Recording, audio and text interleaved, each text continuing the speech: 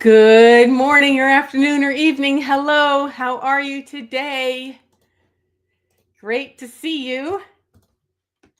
Please say hello in the chat box if you can. I really thrive on interaction, and especially since this is a travel tips presentation, I'd love to have your experiences. And if you have any questions, because it's really easy for me to forget about little details. So yeah, let's see.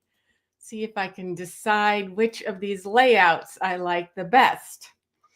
Let's see. Yeah, I want to say hello to a lot of people that are signed up and who normally come and interact, like Sue and Susan.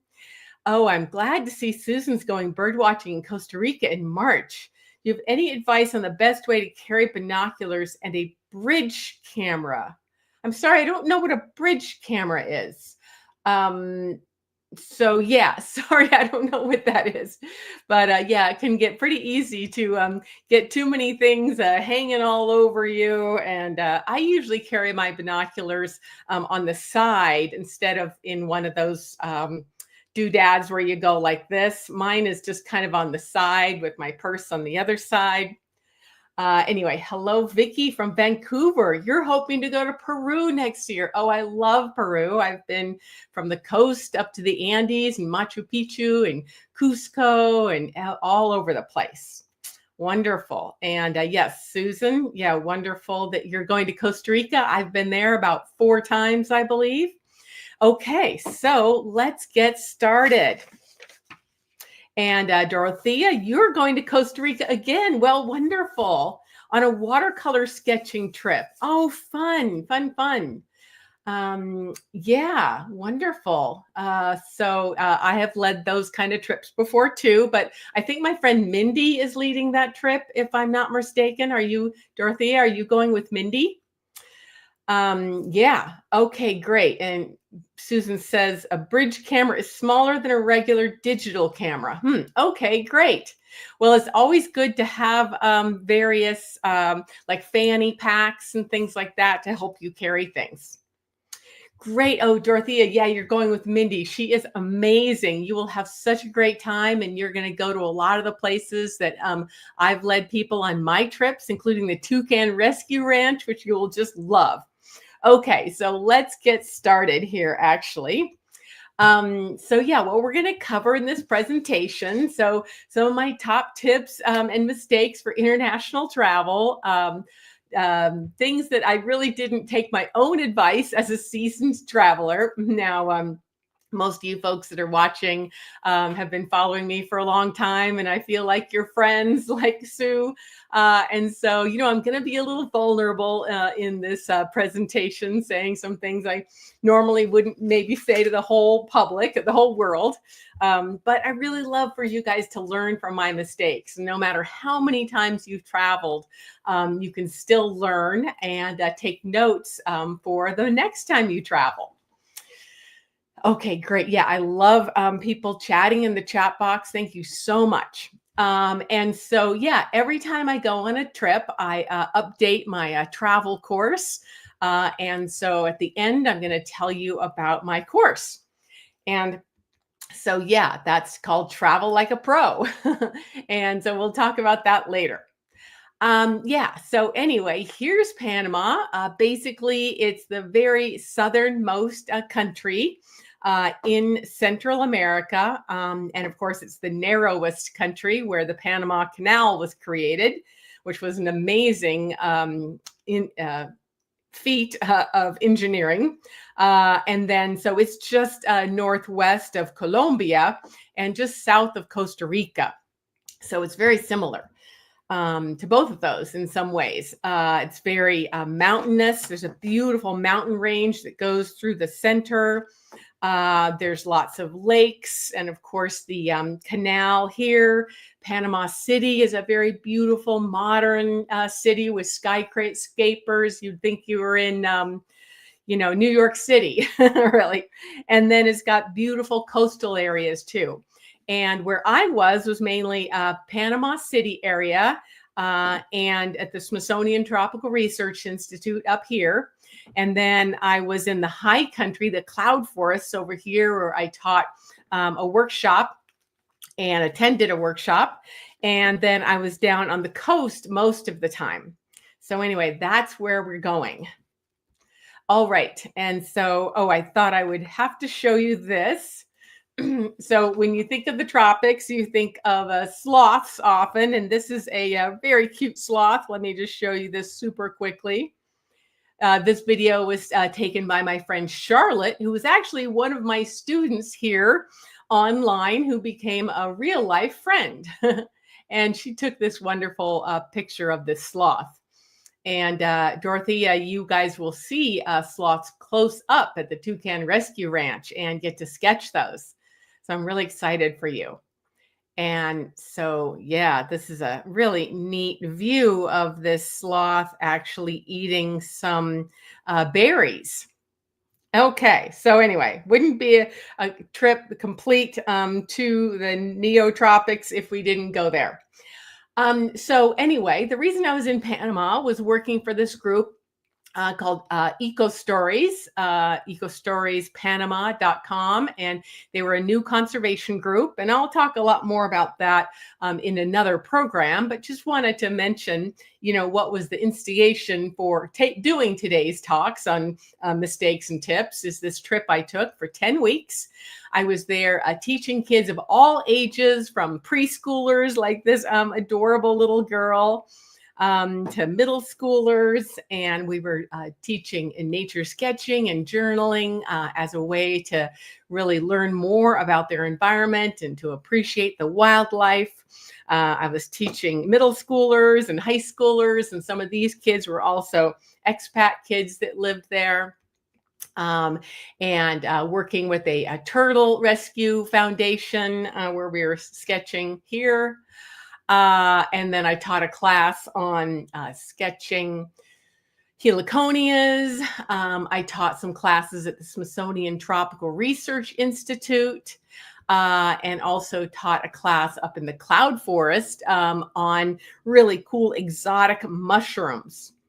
And then I did some other volunteer work too. I taught at the Gamboa Bat Nights, all about bats.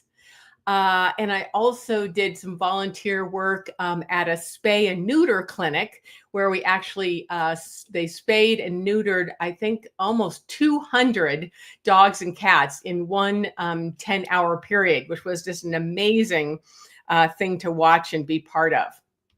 And then, of course, I did a lot of exploring in the tropical rainforests and different habitats.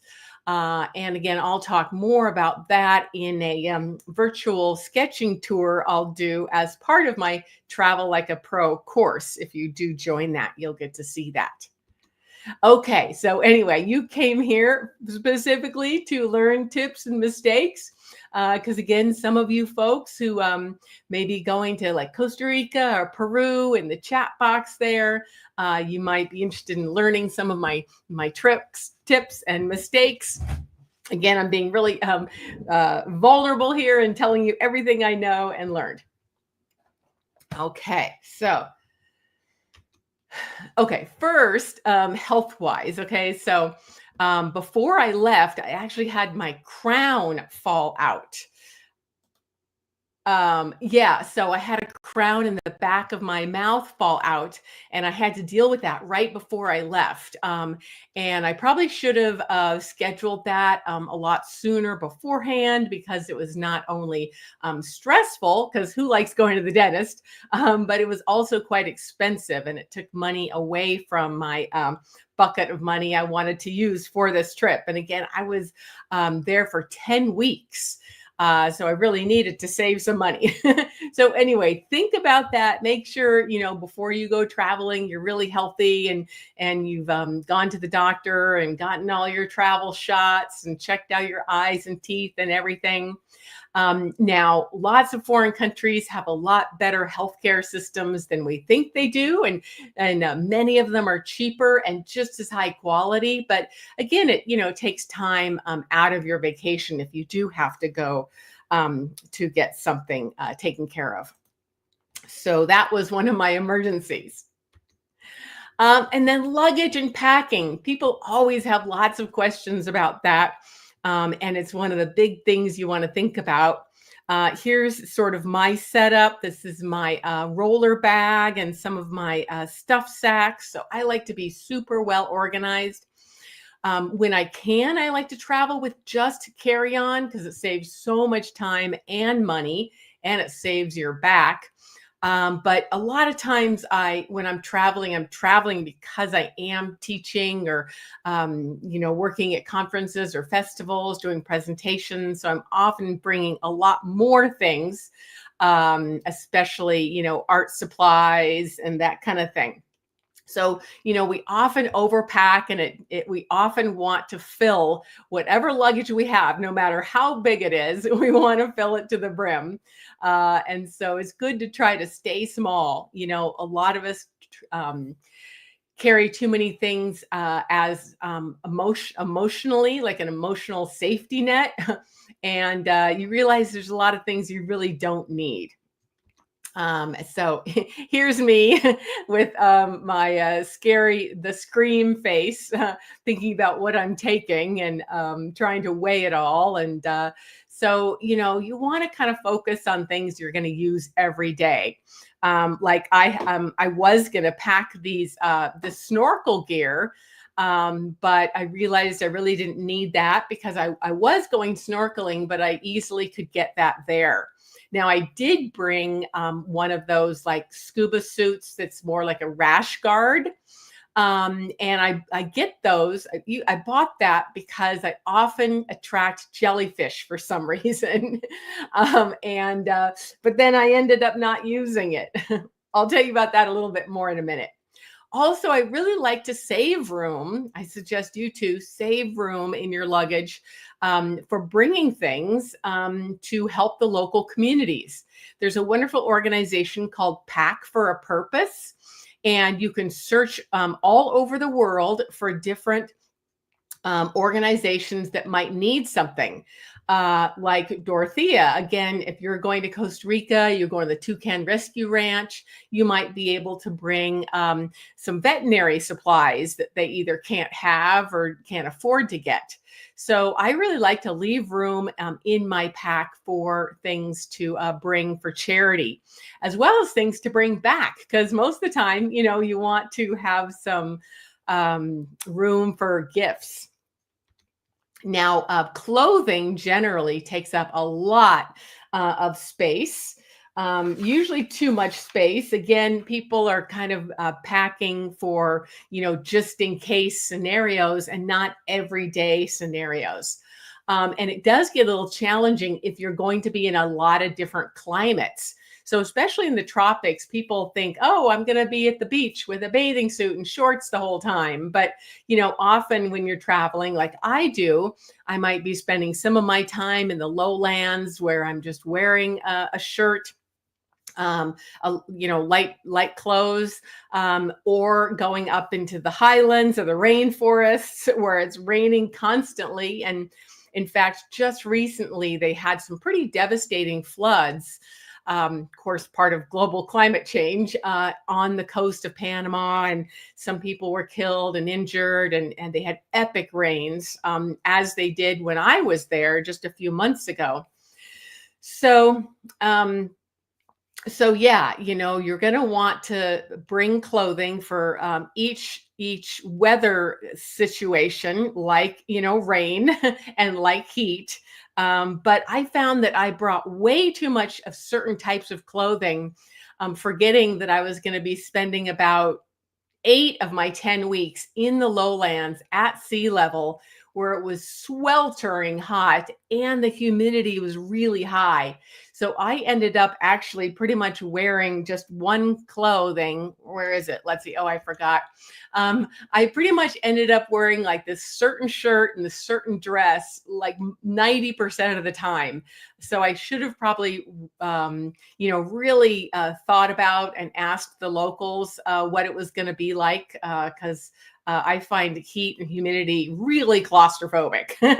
But also, going to the tropics, often you might be in the high country where it might be really cold. I was actually up at 10,000 feet in a volcano. And so I needed a sweater and hat and gloves. So I brought those as well. Louise, thank you for joining us, and you'll see the replay. Okay, take care. All right, so clothing. I think I said what I wanted to. Oh yeah, so going back to snorkeling. So I like to wear these very lightweight. It's not a scuba suit, but it's a rash guard. And I brought my favorite one that was probably $300. It had long sleeves and long pants, and it was meant to protect me from jellyfish. But did I take my own advice? No. I left it in my hotel lodge room, and I didn't take it snorkeling on this 3-day amazing trip out to Coiba National Park, which is a series of islands with incredible biological diversity. So as usual, I attracted a lot of jellyfish, which I tend to do. And here's my jellyfish bites on my legs, and they're also on my arms. So that was my bad, because that's scuba suit did take up a lot of space, and it was expensive. So I should have worn it, and I just forgot it. I should have, packed everything better the night before. Okay, again, I'm telling you guys all of the things I'm embarrassed about because, you guys are good friends. I know you guys, and you can learn from my mistakes. Okay, let's see. So, flights. Okay, a lot of stuff about flights. And of course, I go into a lot of detail in my course.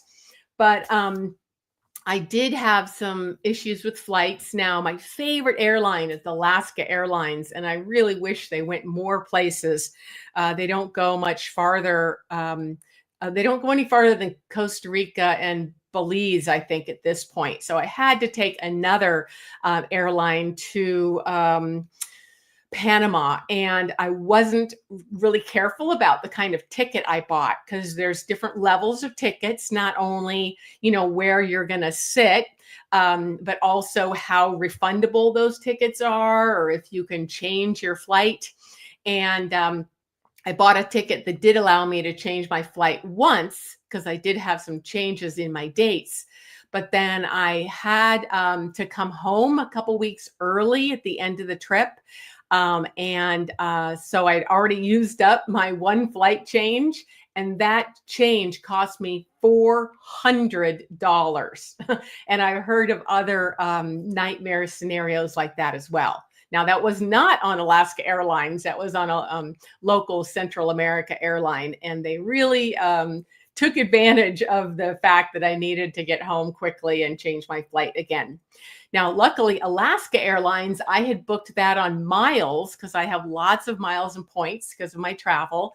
And they only charged me, a few more miles to change my trip. And I actually think I changed my flight with them maybe 3 times because originally I was going to go through Miami. Anyway, long story, just that's one of my tips is really thinking about, getting the type of ticket that will allow you to change.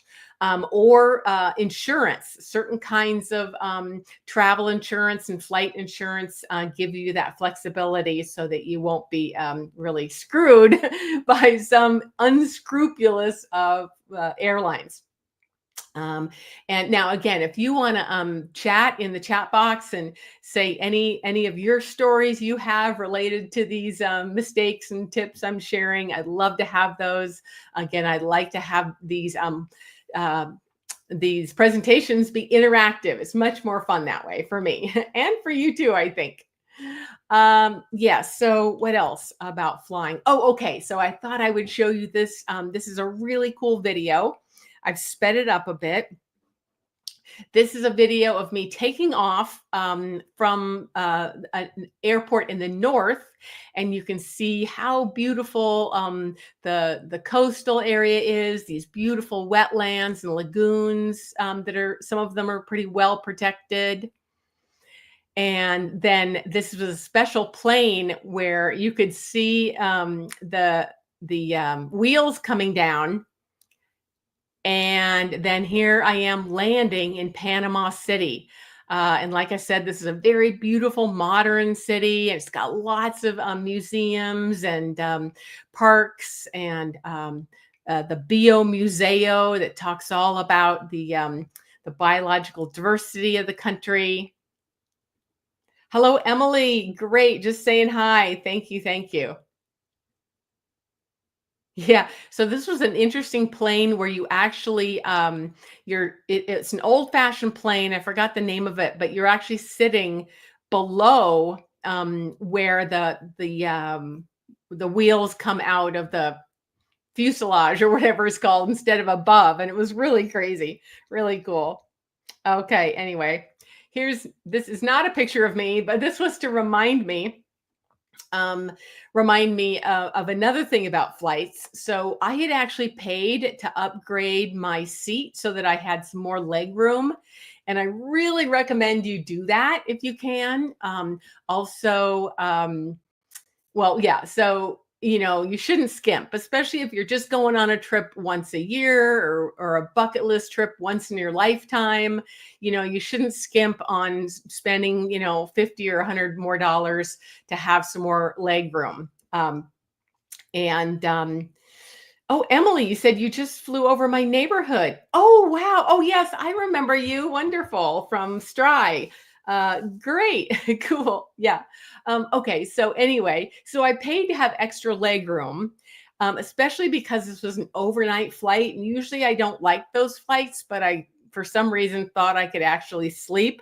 And I wasn't able to sleep very well, partly because I let this family switch with me because they had this baby that was crying and they wanted to sit together and they hadn't been seated together. So I was trying to be really nice and say, "Oh, yeah, you can have my seat, and I'll trade and have a seat a few rows back."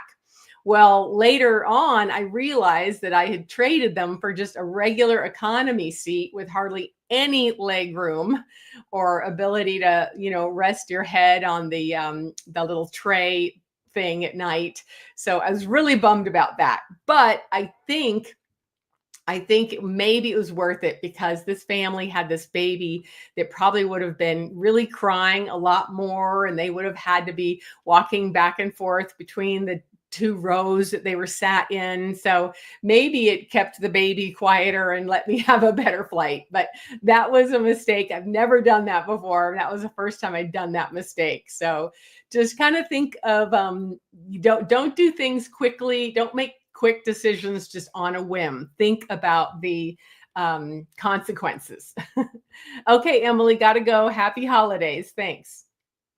And D, you said when I went to Sweden. I don't know what you were going to finish that sentence with. I'd love to hear the rest, D. Okay, so let's see. Was that yeah, right. Yeah. Okay, so yeah, languages.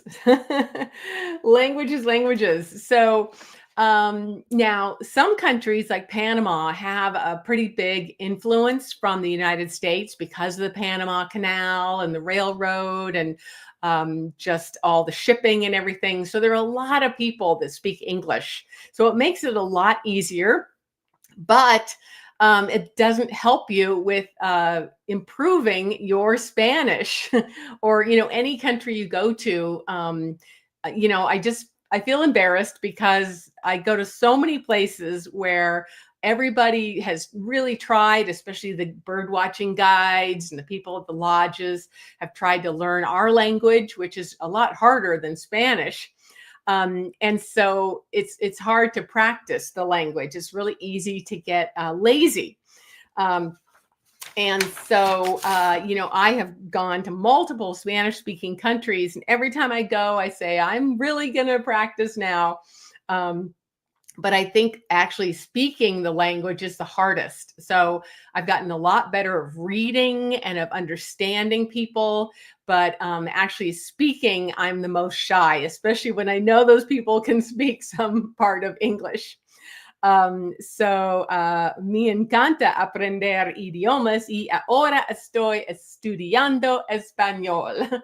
So I really made a point since I got back from Panama to really get better for the next time I go. Dee says when you went to Sweden, you sat in the last row and it was so tight for 6 hours. Yep, yep, much more comfortable when you got more leg room. Yeah, it's really worth it. Going back to that and flights. Yeah. So yeah, what was I going to say about that? Yeah, in my course I have a ton of ideas of what you should do for flying, but I really suggest getting a seat that's closer to the front of the plane, maybe an exit row seat, paying for that extra leg room. Yeah, I definitely don't like seats towards the back. It feels like the tail of the plane moves around a lot more than in the front. And I usually do try to choose a seat that's on top of the wing. That's actually the safest place and the most steady place. Okay, so that was languages.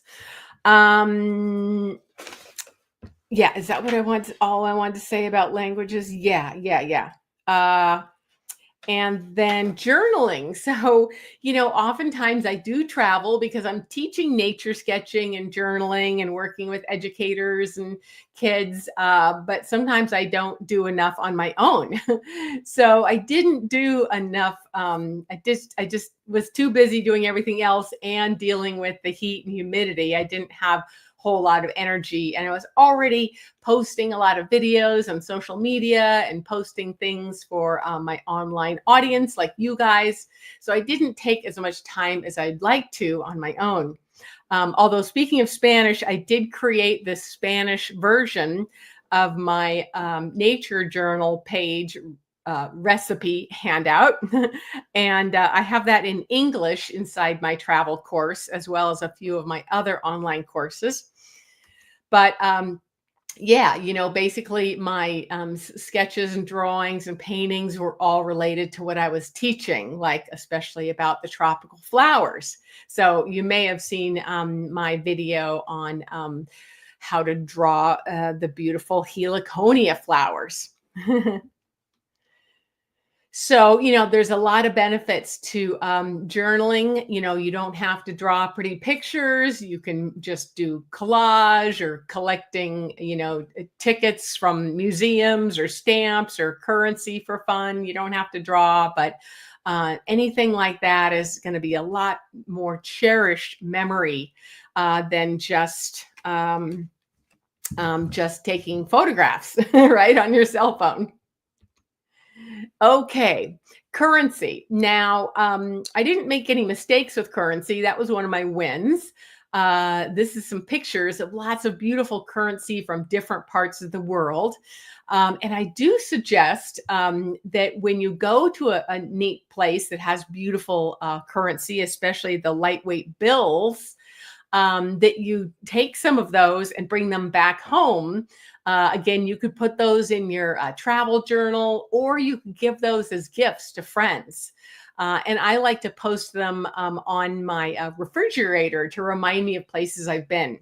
So, for example, just for fun, we have some beautiful currency with a shark and a sloth from Costa Rica. There's the one from Guatemala with the quetzal. One from my trip to Borneo with the world's largest flower, Rafflesia, which you may have sketched with me in the past. So maybe that was one of my mistakes because I didn't remember to bring back enough of them. Actually, in Costa Rica, different denominations have different pictures of different animals on them. So like the 2,000 has the shark, and the 10,000 has the sloth. And so those are really fun to bring back as gifts. Now, Vicky said, when you went to Australia, a friend recommended a scarf wrap neck support for head support to sleep. You can also wrap the scarf over your eyes to cut the light. Right. Yeah, I always do suggest traveling with scarves because they have so many uses. And I do have one of those U-shaped blow-up pillows. I actually have two, and I use one of them to set on my lap because I feel like the the the um, the seats on planes make you have really bad posture and make you kind of go like this. And if you have something to set your arms on, it will that better posture will make you less tired. And Vicky said you often make a cheat sheet to tuck in your wallet for local currency exchange. Ah, yes. And there's lots of apps for that. Again, I talk about some of those in my course. But oh yeah, so about Panama, one nice thing is they do have a currency called the Balboa, but the US dollar is accepted everywhere there at the same rate. And again, that's because of the historic presence of the United States in Panama because of the Panama Canal. So it was a really easy one. What was I going to say? Oh, yeah. Oh, okay. Oh, yeah, yeah, yeah. So one thing I wanted to show. Oops, no. Oh, another win related to currency is, when you're traveling, you're usually using ATM cards or your credit cards, and you've got to be really careful because you can get lots of international fees on those.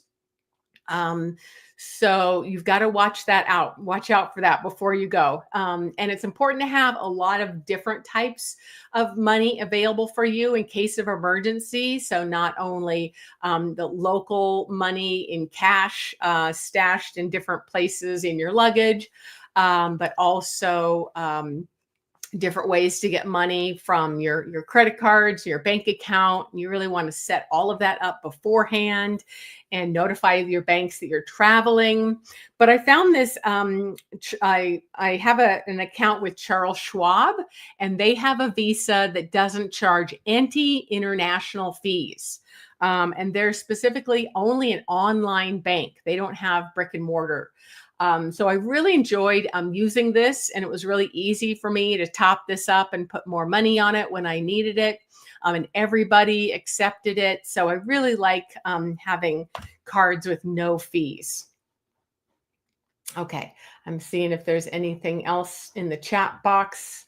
Okay, so that was related to currency. There we go. Okay, so that's my tips for currency. Where's my mouse? Communication. Oh yeah. So related to communication, where did I put my phone?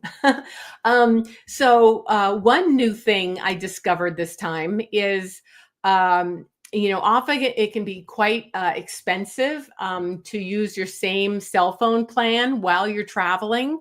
And there are a lot more options nowadays. And again, I talk about those in my Travel Like a Pro course.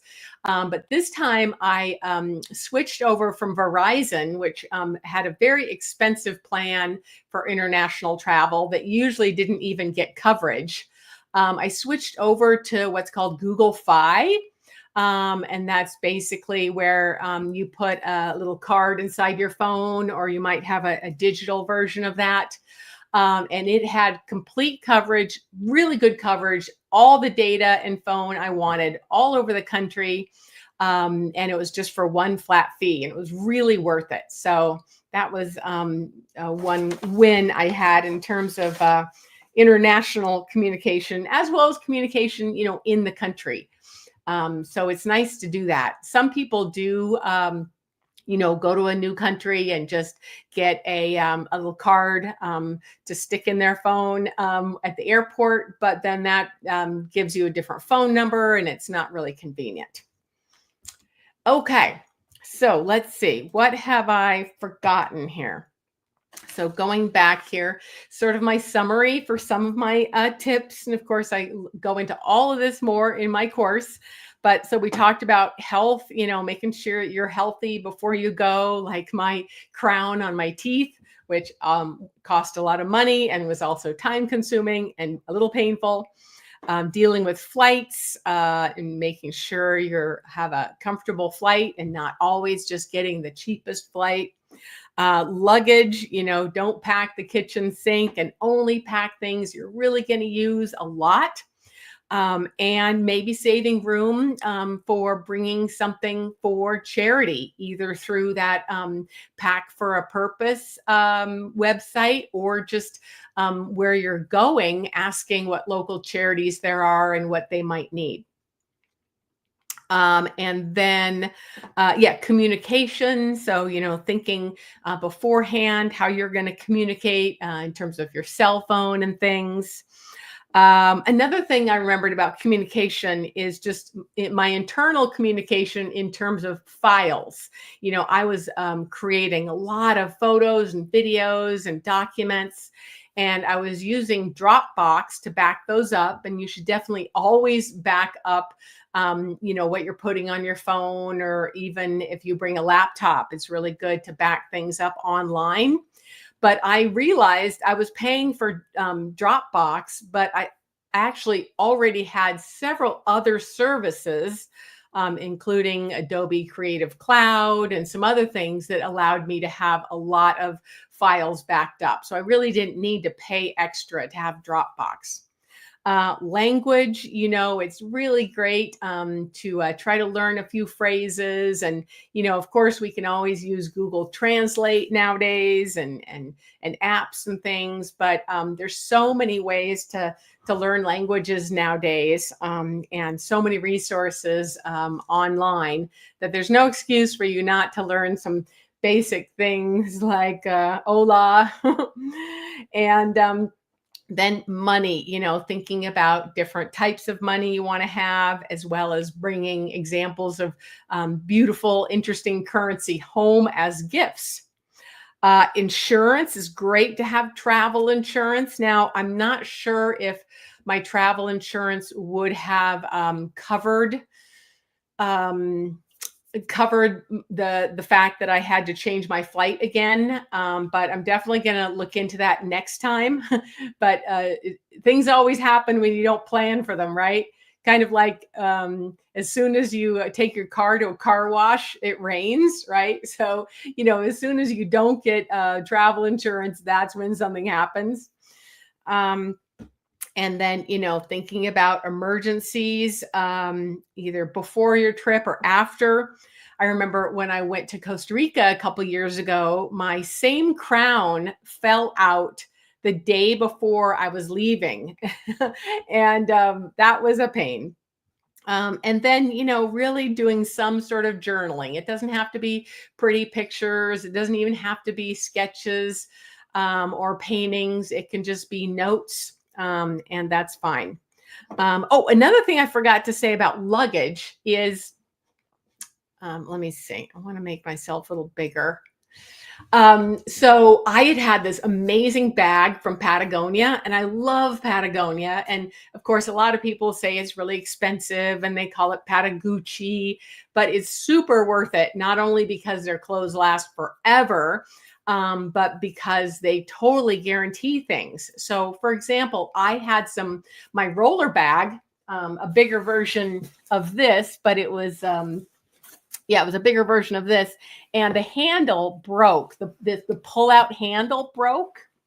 Now, Alaska Airlines actually would have covered that for me, and they did give me a form. So that's one thing to think about, is if your luggage ever gets damaged, really look at it as soon as you get it, when you're in the airport, as soon as you're picking it up, to see if there's any damage. And if there is, you can go and ask the airline if they cover that. Now, Alaska Airlines did give me a form that I could have filled out to talk about the damage. But I was so busy when I got to Panama, I forgot all about it, and that expired. But when I went to my local Patagonia and brought them my luggage, they gave me a credit. They gave me $185 credit, and that was a 10-year-old roller bag that I had taken all over the world, and they still gave me $185 credit. So again, that's something to think of when you're thinking about luggage and clothing and insurance.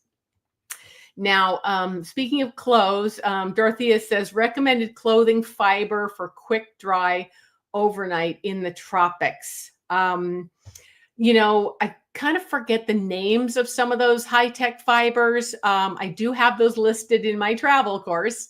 But if you go to any of these outdoor stores like Patagonia or REI or Royal Robins or Columbia is here in Oregon. Then they have all those fibers, and there's lots of things for when it's dry and hot and when it's wet and hot, and if it's waterproof or not. So I would just really use those resources at those stores. So yeah. Vicky says, any tips for single women visiting Lima? Any special precautions? Well, yeah, I mean, Lima did have some problems a while back. I'm not sure what's happening with their government right now, but they did have different protests and things. But it is a very large city, and so it's easy to get away. Now, I remember just about a half hour from Lima, right on the coast, there's a little community called La Punta, I believe, like the point, La Punta. And it was a wonderful place and very safe and very mellow place to stay and wonderful places to walk on the beach and bird watch. We saw like 10,000 Franklin's gulls there.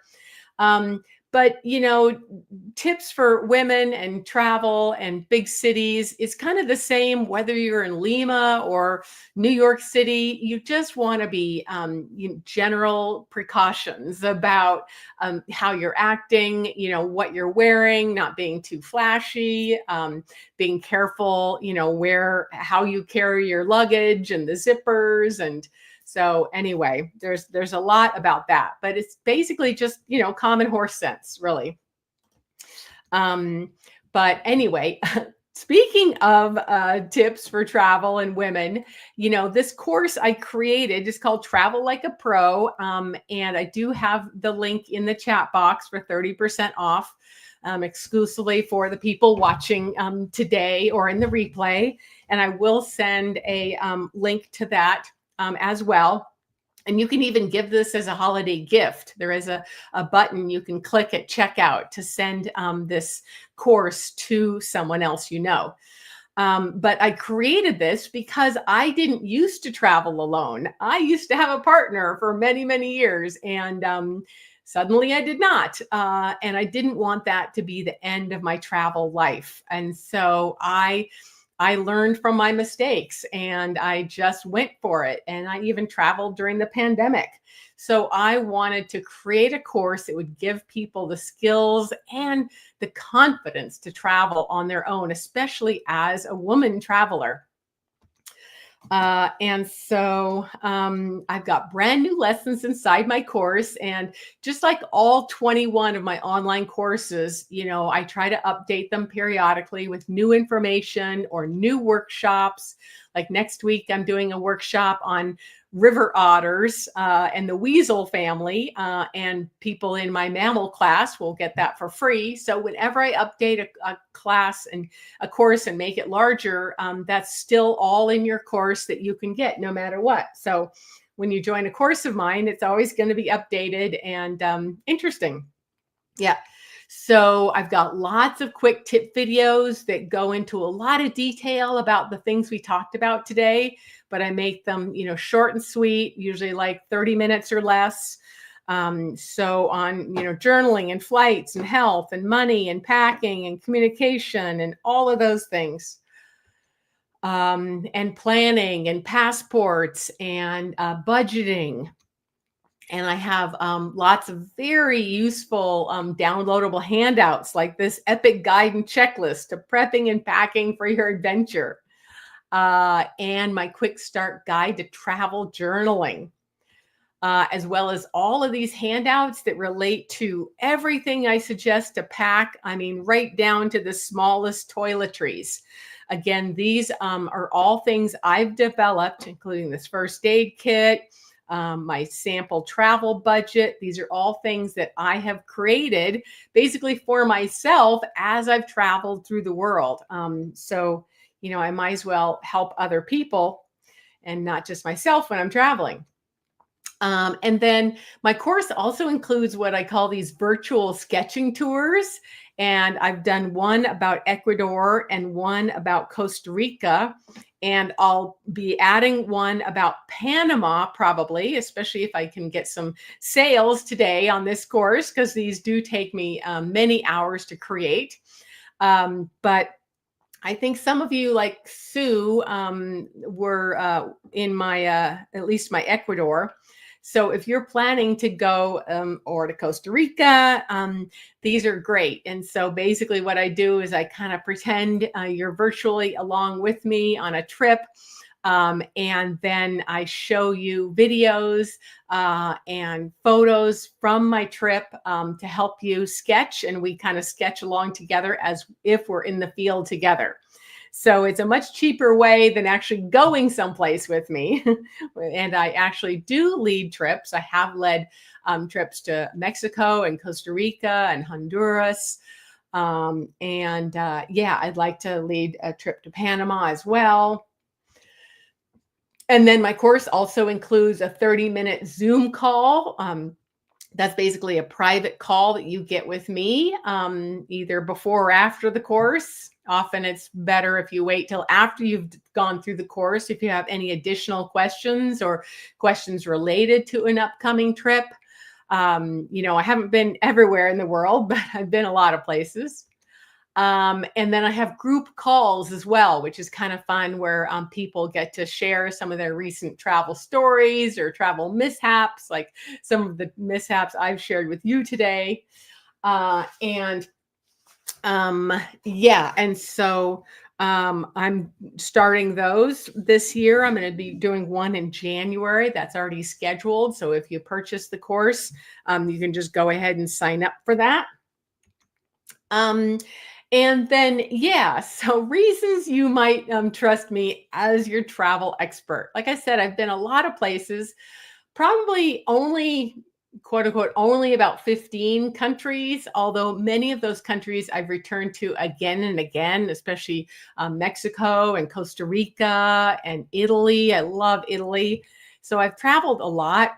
There are a lot of testimonials that I share on my Travel Like a Pro sales page. You can learn more. So it's not only women that have traveled with me or that recommend my courses, men as well.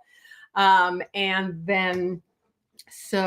got lots of testimonials you can read about my work. And, one of the reasons I've been able to travel so much is because I do teach. So, I've led, co-led birding tours in Alaska, as well as teaching a bird sketching workshop in Nome, Alaska. I've been to Peru, where I helped check out various lodges to give my advice on how to improve their user experience. I've been to Honduras many times, and this is a cute little wild cat. I think this was rescued. I think this is a margay, might be an ocelot. It's hard to tell at this size, but this was rescued. I've been to Rome 4 times. So I've been a lot of places, and most of the time, I am spending at least some of that time teaching, like here at the Vallarta Botanical Gardens. Here's me teaching these young kids from the university about bird sketching. And I've just had, a lot of experiences that I want to share with you again as a seasoned traveler, but also that because I can see the forest for the trees. I've made my mistakes. I'm not a professional traveler. And I do, always make notes after every trip, and I come back and I incorporate that into my courses, because I really do want to empower people to travel, especially, a little bit older women like me, and maybe you haven't been able to travel as much. Maybe you've lost your partner, or maybe your partner doesn't like to travel, and you're afraid to travel alone. So it's really one of my biggest goals is to give people the confidence. And, the way you get the confidence is by gaining those skills. And so, I have had, every just about every mishap there could be. And so, I've had missed flights and lost luggage and problems with language, especially when checking into an Airbnb. That's always interesting. I've had food poisoning in Turkey. I've had stolen credit cards, flat tires. Once there was a homeless man that had broken into my rental car and was sleeping in the back seat. I've had lots of issues when I've been in the water, like being stung by jellyfish, like I told you, being bitten in the tropical rainforest by chiggers and by leeches. I've been chased by moose. I've nearly stepped on venomous snakes like fer-de-lances. What else? Oh, in Guatemala, I had volcanic ash raining down on our car as we were trying to rush back to a different city to get away from this volcanic eruption. I rode a horse in Turkey once and it ran off and I couldn't control it. And I'm an experienced horsewoman. I've stayed in cockroach infested hotels. So many things. And so, I really do hope that you'll consider checking out my course. It does have a 14-day money back guarantee, and it makes a great holiday gift. Actually, when you're checking out, you just click this little box that says send as a gift, and you give the recipient's information, and then you can give that to somebody. So you might have a friend that has been wanting to travel but just can't, pull the trigger on it. And, a lot of people say that, oh, I can't travel, it's too expensive. But that's often just an excuse that they're intimidated by making flight reservations, or they're afraid to travel alone, or they're afraid for their safety. And the more I travel, the more I just realize what a global community the world is. And every country has its quirks and its pros and cons. But there are a lot of places that have good or even better healthcare, that are cheaper to travel in, certainly safer. I've had a lot of people when I've traveled, ask me how safe it is in the United States, and they're afraid to come to the United States because of all of the things that obviously happen, especially with gun violence in the United States, that just don't happen other places. So it's really a lot easier and safer and less expensive to travel than you think it is. So I really hope that you got some value from me sharing some of my fun experiences and what I learned, my mistakes and my tips. And I hope you'll check out my course. It's called Travel Like a Pro.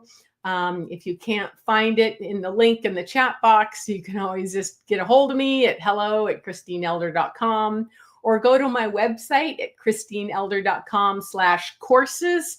And there's a link to all 21 of my online courses. Of course, most of my courses relate to nature sketching and drawing and painting.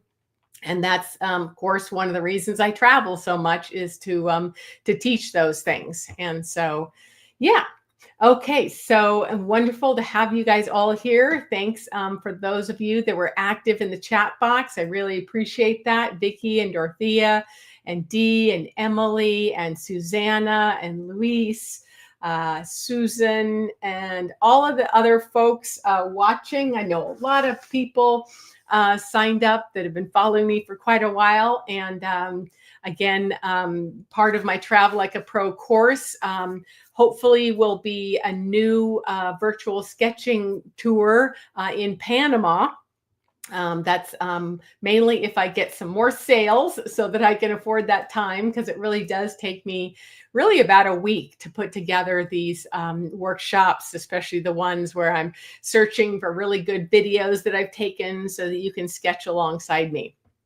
Okay, anyway, so I got to get going. I hope you really enjoyed this quick little workshop. I did want to promise to keep it under an hour, and so that's what I've done. And so, yeah, if you have any questions, just get a hold of me, and I'd love to know your travel tips and mishaps and all of that.